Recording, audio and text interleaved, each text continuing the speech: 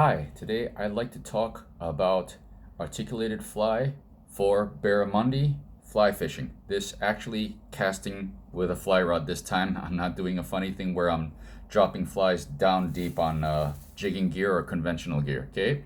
Now, here's the thing. Barramundi and fish like it that like to jump. The basic thing is this. The longer the hook shank, the more leverage the fish gets and the more likely they are to toss the hook. Shorter shanks, less leverage for the fish. In this case, I'm going to be using a slow jigging hook, okay? And with an eye, okay? There are a lot of them with just a spade end that you tie to, okay? This case, it's with an eye, yeah. And the reason for this, slow jigging hooks are thinner than speed jigging hooks, so they're easier to set the hook with. They're more applicable for, when we use fly rods, okay? That, and because it's articulating, I'm not using a second hook. It's one hook with a short shank, and there's going to be a wire extension that most of the fly is tied to, okay? For that, I'm using basic just stainless steel wire, okay? Now, one concern whenever we use wire between our tippet and our hook, simply put, wire cuts mono. You put it under pressure, wire will cut mono, okay? And this is not exactly thin wire, but still under pressure, it will slowly wear away at the mono tippet.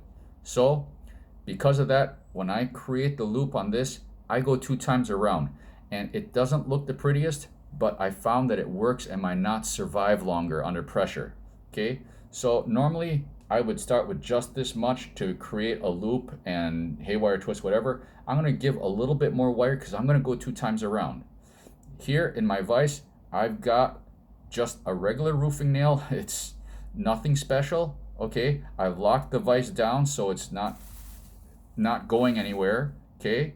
And try not to put too much pressure on your vise. It's not made for this, so you gotta be gentle when you're doing this, okay? Start here. One, whoops. Once. Okay, slipping.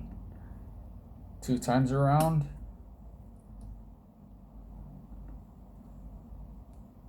And you want to get 2 wire pieces more or less almost in a straight line. Almost as close as possible, okay? There. I can just slide that off, and you can see right here, okay?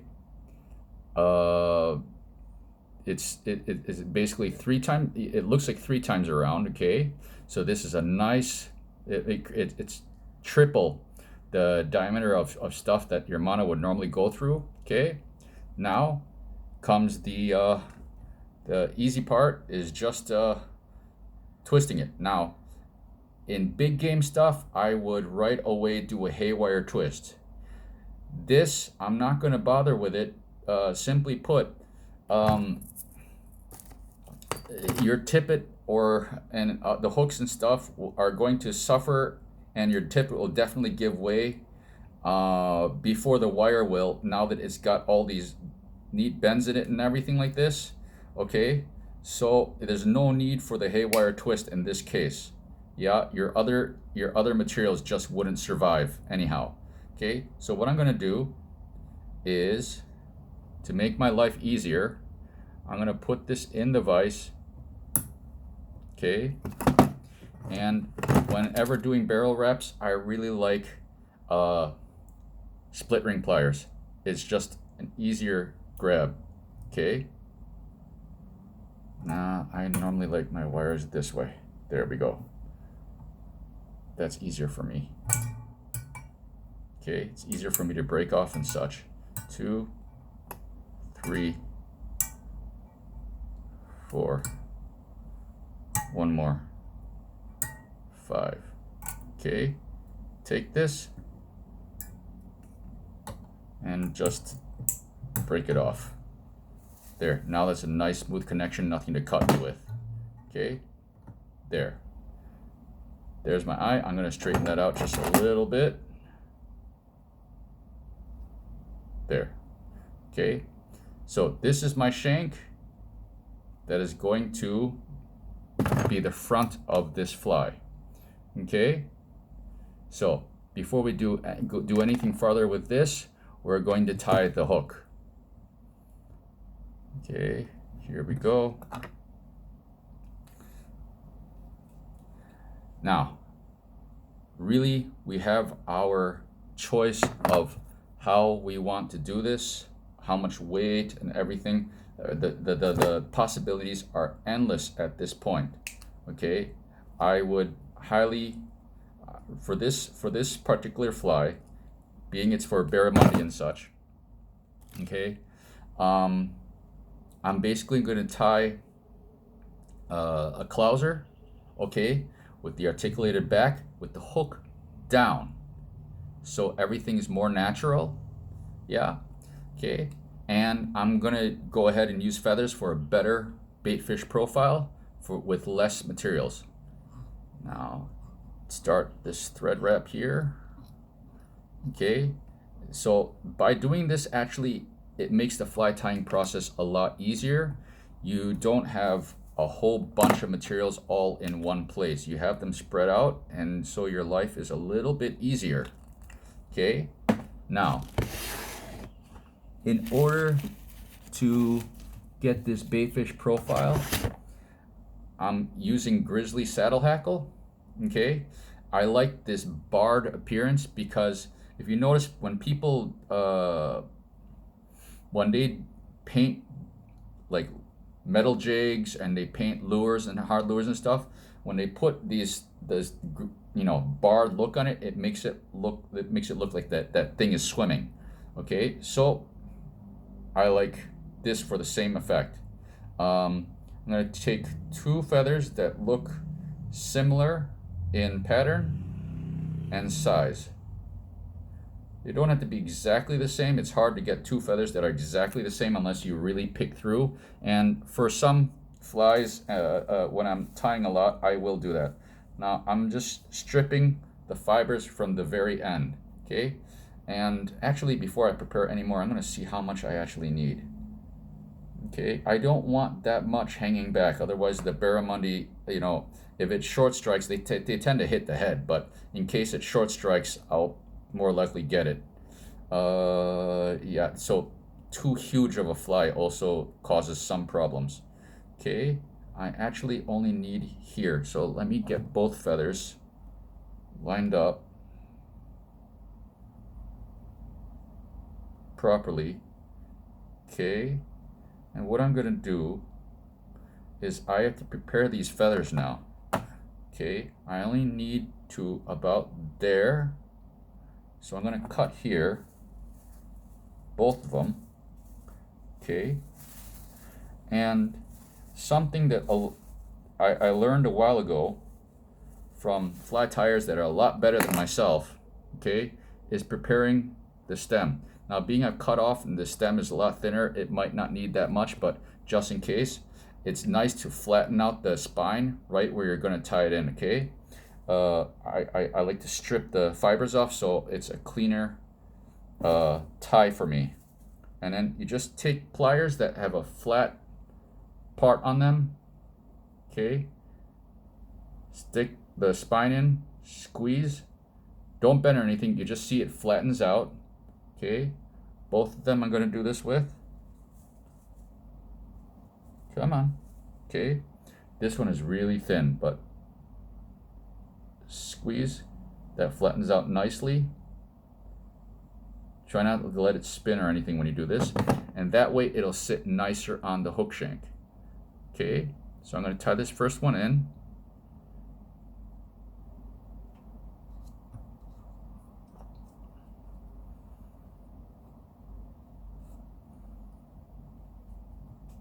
It sits just nicely like this.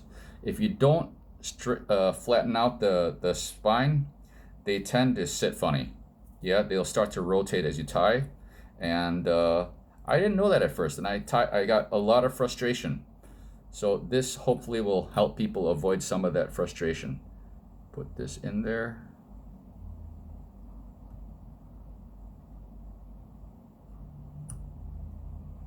Get a good tie all the way back here. Okay, and you notice now these feathers, they basically marry back here. That's exactly what you want. Okay, I'm gonna strip a little bit more. Yeah, there. No, that's good. Okay, actually I'm gonna wrap this a little farther back, make sure these feathers are nice and disciplined here. They don't do anything funny. Okay, I'm not liking how this one is sitting. I'm gonna redo this.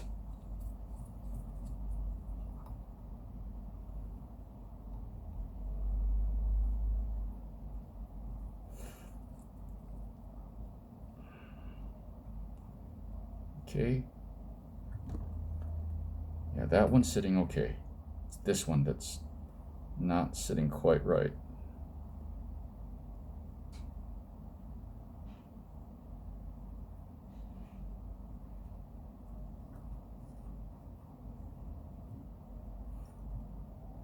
There.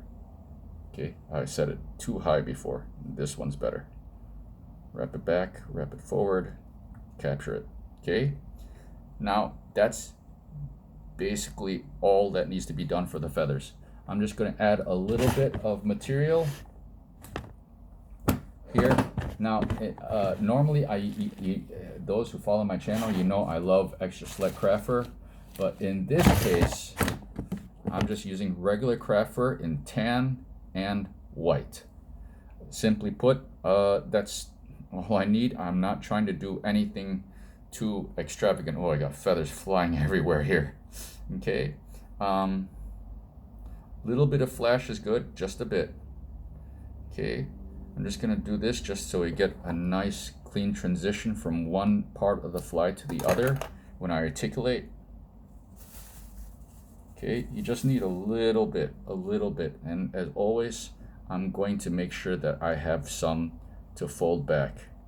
1, 2, spread it out with my thumb.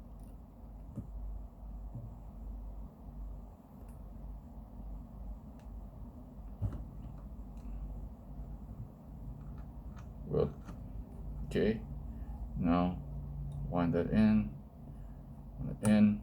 okay, bring this back, spread that out.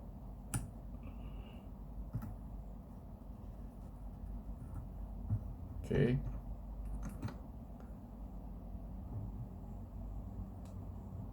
Whoop. I have a little bit of issue here. There we go. Okay, now I need some white. After locking my vise down, I forgot to, you know, when I was doing the shank, I forgot to loosen it up so I could use the shank again. Okay, here we go. I got what I want for my craft fur here. Cut this off. I'm using a little bit more white than I did the tan. Well, not that much more, it turns out.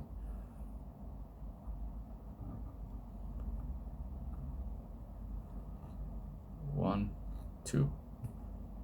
Spread this out just a bit. Wrap it in. Fold this back.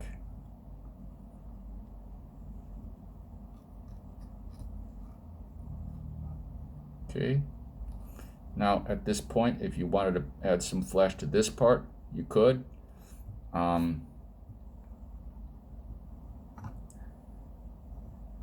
But I'm going to choose not to at this point because I don't think it needs too much right now. I could use some baitfish emulator or something like that at this point, but I want to keep this simple and concentrate on the head at this point. So here we go. Whip 2, 3, 4, 5. And if you tie this pattern at home, you can add flesh on the sides at this point exactly now, and it looks great. Okay, I'm just choosing not to right now. Definitely put adhesive, whatever adhesive you like. This is you want to have it all over, because barramundi have ridiculously abrasive mouths. Okay, we're gonna let this dry.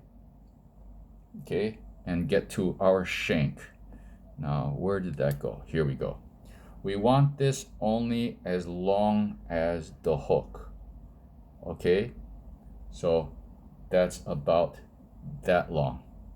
Okay, so because it's only that long, this long, okay, that's where we're gonna put our bend. I'm gonna measure that again just to make sure. Yes. And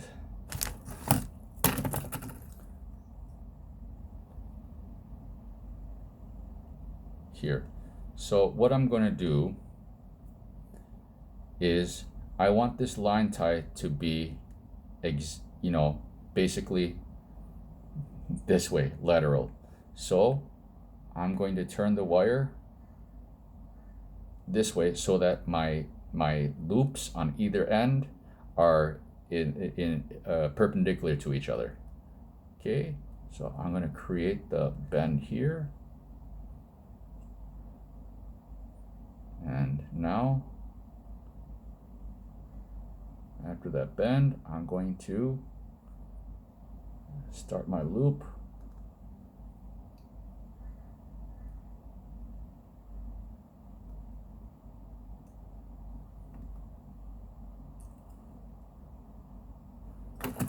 With this loop, okay, come in. Oi, that's not what I wanted.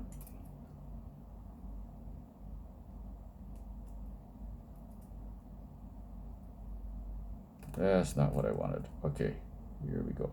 There we go. Okay, close this up a little bit. Now, I have to attach the hook, but first I have to make sure this is even. You want this angled properly, okay? And now at this point, what I'm going to do is open this back up just a bit. Come on. This is so we can tie it down. Okay. And we will need definitely a physical stop here. Okay. What I mean by a physical stop is or mechanical stop is something that will stop this from opening up when the fish pulls. I'm not liking this that much. So turn it this way, get it just a little bit more there.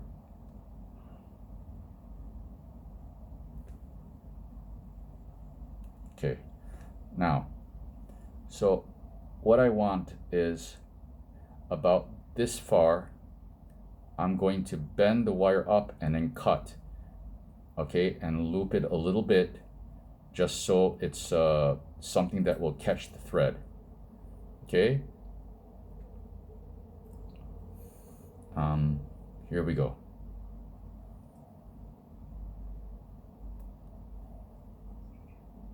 Catch it here. This plier is a little better for that. Catch it right here. Okay, just behind where the dumbbell eyes are going to go for weight. Bend it up, and then we're going to cut it sharp.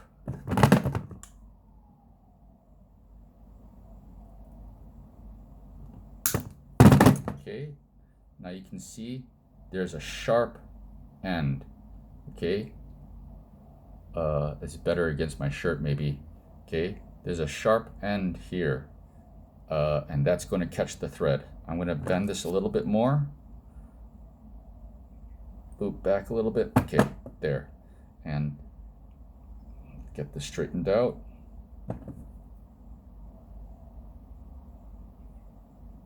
Okay. Wait, I have to straighten this out too.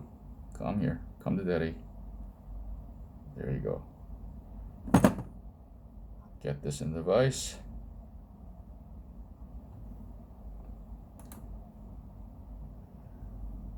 And it's time to tie. Okay.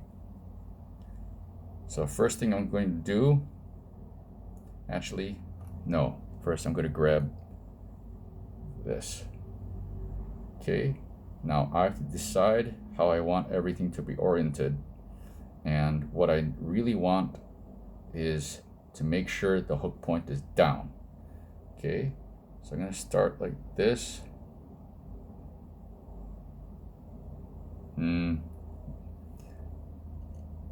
This is far enough back. I'm going to start like this first. And I'm going to get my bead chain eyes all tied in first. Okay.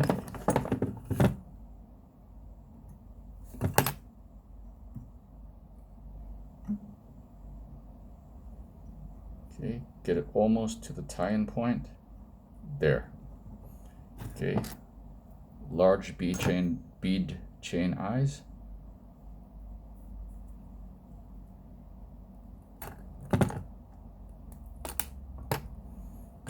Tie them in.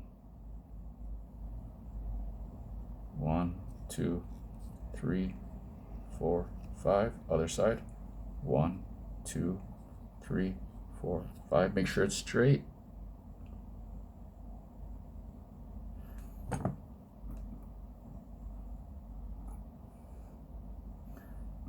Make sure this whole thing is straight.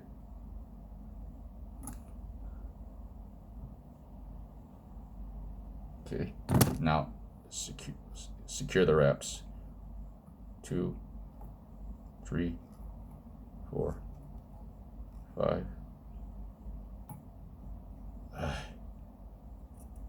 Get that tight.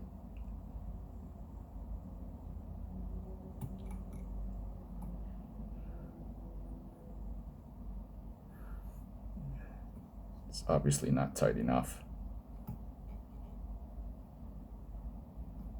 2, 3, 4, 5. Okay, good. Add some super glue, make sure this is going anywhere, we don't lose our hard work. Okay, now we secure our hook, and it's going to ride hook point down, like that. Okay. I did not make that loop big enough, but we'll see what we can do here. Just capture this. 2, 3, 4, 5.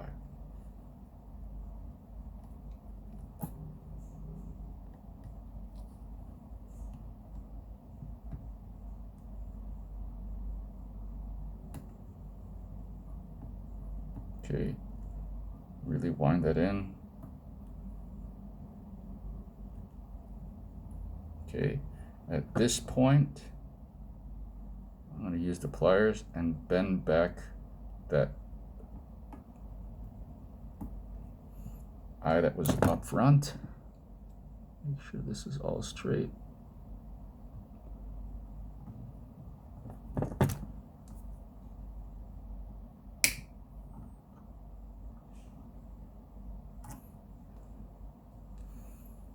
Come on.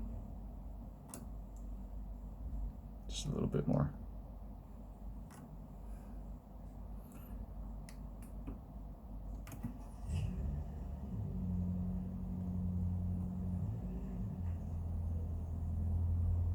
There we go. Now that's straight. Okay. So at this point now we can just do our regular tying. Okay. I'm going to wrap in that wire there. Okay. Just gonna build it up with craft fur. Okay. Now I'm gonna break out the extra select craft fur. Okay. Little bit of glue here to make sure that doesn't go anywhere. And we're just gonna do 2 layers. And this is just a regular clouser now. Regular clouser. Okay, so I'm gonna use extra select craft fur on the bottom first. This is, it's a longer fiber, yeah, and easier tie-in, using quite a bit. Yeah, you can see it's about the diameter of a pencil. Okay, and because of the way we tie in clousers, I don't have to fold over anything.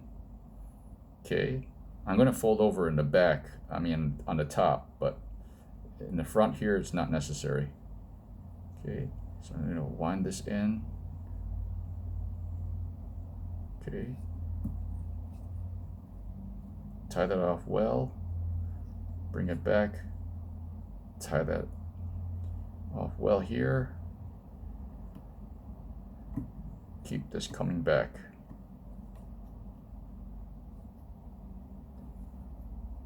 Okay, now all of this I'm going to trim.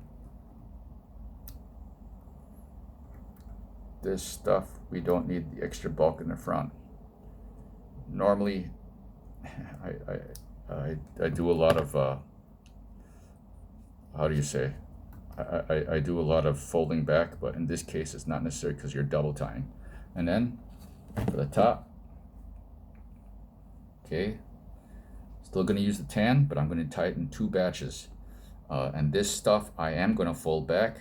Okay, and before I tie that in, I'm going to put my flash material, if I can find it. If any of you have disorganized desks, please do write in and make fun of me.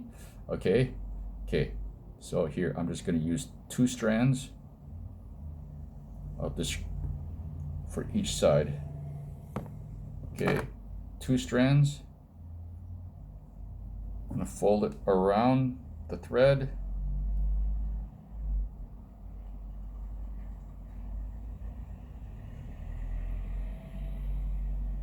Lay it down, catch it right behind the eye so it's going to sit flush. Do the other side. 2 strands. There we go.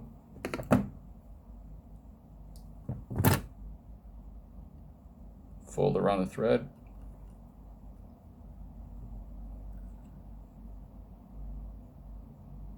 Oop. Catch it here. Okay.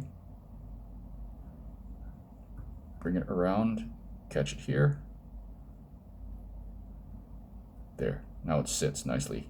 Okay, now, whoop, I don't want it there, here. I'm gonna tie in the tan. This, unfortunately, I don't have extra select in tan. I just have regular craft fur in tan. So that's why I'm gonna tie it in 2 bunches to make sure it's long enough.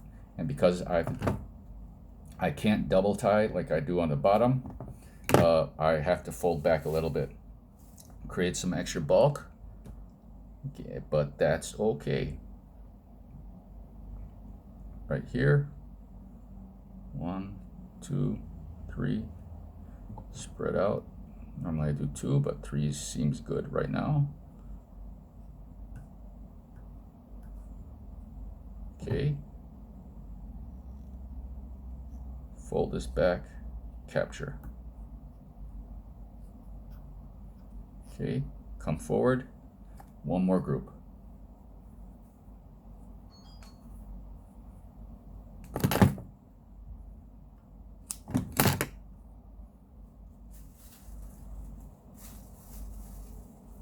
Okay, oh, I got stuff going everywhere. Again, we're gonna bring it forward. 2, spread this out, even it out, arrange it how you want. Bring this back to the eye. Fold this back.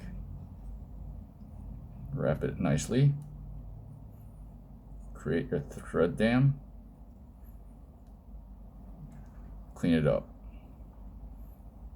Okay, now just whip finish.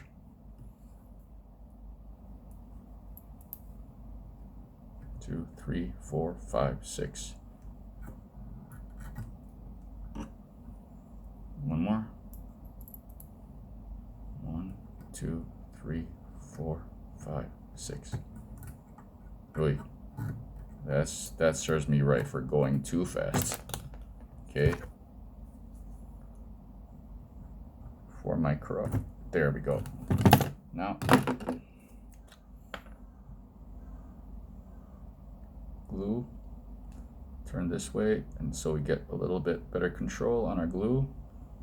Glue up in here, especially around the eyes. Okay. Now, what we have here now, okay, is an articulated. You can see the back side really goes. Okay, yeah, clouser minnow. Okay, you get a lot of movement up here on the top. Okay, from all that fold back and everything. There's no funny beads or anything like this. It's a short shank, so it's harder for the barramundi to throw the fly. Okay, let me get this sorted out here. Get the craft fur on both sides of the hook there. There. This thing will swim amazingly well. Okay, it'll really flex in every which direction. It's going to look lifelike. Okay, the feathers will move well, and the craft fur will of course flow with it. You have your flash for lateral lines a little bit. Okay, it's a great pattern. It holds fish well. I really hope this catches fish for the rest of you the way it has for me. Okay, cheers.